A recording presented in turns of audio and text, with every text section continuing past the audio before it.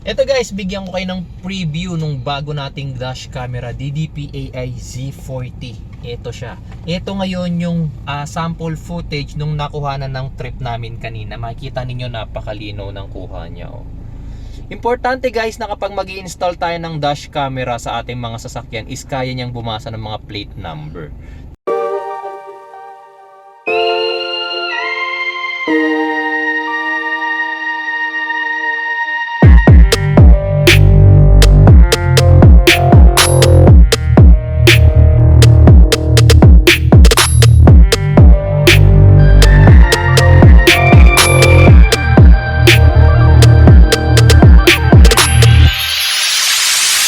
Hi guys, so naghahanap ba kayo ng murang dash camera pero high quality? Saktong-sakto mga bossing, naka-install na rito sa ating sasakyan itong bago nating dash camera DDPAI Z40 dual channel dashcam na to. So bago nga palang lahat, ako si Red, your Jeep Doctor. Ngayong araw na to, ipapakita ko sa inyo yung full review natin dito sa bago nating dashcam. So panoorin nyo maigi, and before we start, sa mga maging interested na malaman kung saan mabibili ito, please check yung ating video description and then dun sa pin comments. Nandun po yung link, click nyo na lang po yun and then add to cart po kayo.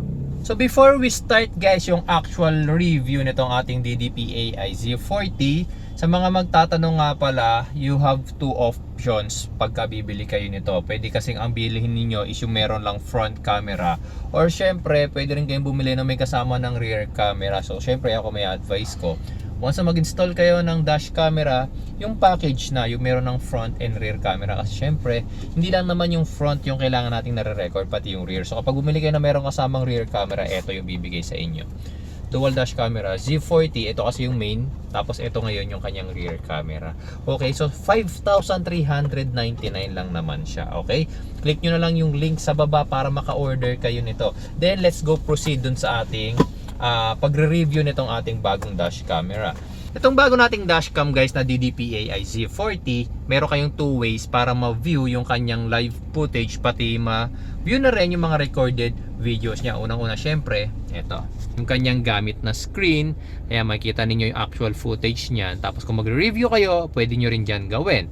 Pero ito yung pinaka-convenient na pag-view ng mga recorded videos. Ayan, makikita ninyo. Gamit lang yung ating mobile phones. Okay, so i-download nyo lang yung kanyang app. Yung app na i-download, makikita nyo yun dun sa inyong user manual. Okay, tapos bukod sa live footage, nagre-record kasi tayo, nakikita ninyo. Lakihan ko na lang din mga bossing. Ayan, nilakihan natin. Bukod sa live footage, pwede natin syempre i-review yung mga na-record niya na video, kagaya mamaya yung ginawa nating trip. Ayan, hanap tayo ng ginawa nating trip kanina. Ayan, wait lang. Ayan, makikita ninyo yung ating mismong trip. Nakakapag-record siya ng high quality videos, front camera yan. Tapos syempre meron ding audio. Ayan. Okay, ang linaw niya, 'di ba? So hindi lang front, syempre pati yung back pwede nating i-review. Ayan, oh. Ayan, linaw nyo, grabe, no? Kita ba yung plate number? O diba, kita yung plate number ng mga sasakyan.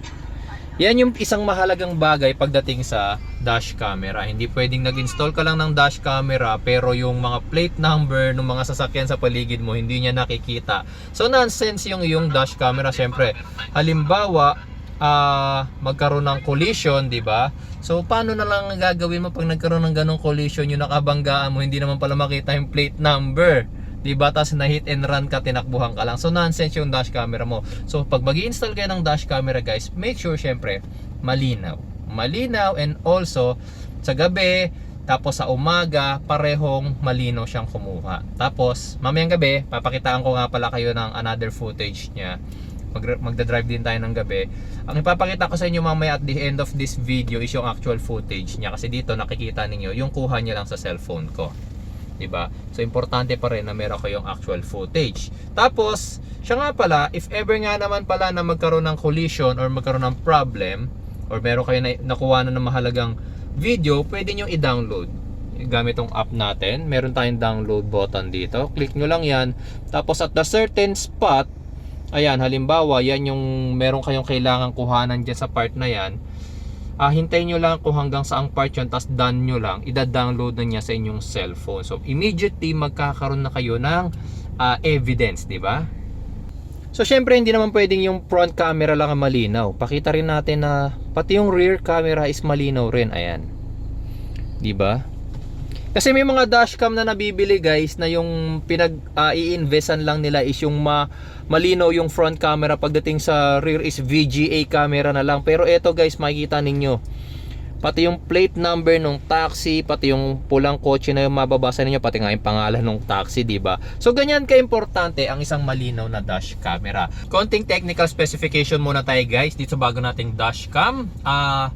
1944 ultra high resolution na rin ang recording yan. Meron niyang 5 megapixel na front camera. And also, ang captured angle niyan is 140 degrees. Ang lapad ng kanyang sakop. Yung rear naman natin is 125 degrees. Tapos guys, syempre meron na rin tong built-in wifi. Kaya nga natin na-view dito sa ating cellphone yung kanyang mga recording and yung kanyang mga actual footage. Tapos meron pa ako ipapakita sa inyo. Meron na rin siyang built-in GPS. Kaya papapansin ninyo, dun sa trip natin kanina dito sa lower portion, ayan makikita ninyo, nare-record yung ating speed. Although naka miles per hour siya, pwede nyo naman baguhin yan, gawin yung kilometers per hour. Nare-record yung ating speed gamit yung kanyang built-in GPS. Tapos, yung gandong klase ng dash camera nga pala guys, can support up to 128 gigabytes TF card. Unlucky guys. So pag i-install nito mga bossing, napakadali lang. All you have to do is gamitin yung kanyang adhesive tape and indicate yung main unit natin sa ating windshield. Yan sa harap and syempre dun din sa likod. Okay guys, so naipakita ko na sa inyo yung most basic specification ng bago nating dash camera na to. Sa mga magtatanong ulit sa nakakabili, please check yung video description and then yung pin comments natin. And also guys, before we end this video, please continue watching kasi ipapakita ko dyan yung actual footage ng ating camera. Nakuhanan yan nung trip namin ng umaga and then yung trip namin ng gabi. Okay, so maraming salamat guys sa inyong panonood, and sana ngayong araw na to nagustuhan nyo yung bago nating review and yung bago nating camera, DPAI Z40. Hey, mine is turtle. Found it. So kaya tayo pa, parking? Okay, circle. Hey, mine is turtle. Found it. So kaya tayo pa, parking? Bali, size lang yung rin natin. Main road na rin kasi tayo. Hindi na kasi masyadong dinadaanan ngayon ng Commonwealth. Eh paano ang Main road na rin kasi tayo. Hindi na kasi masyadong dinadaanan ngayon ng Commonwealth. Eh paano ang layo na pagtatad ng Sora, di ba? Layo lagi ng Doon na. U-Texas.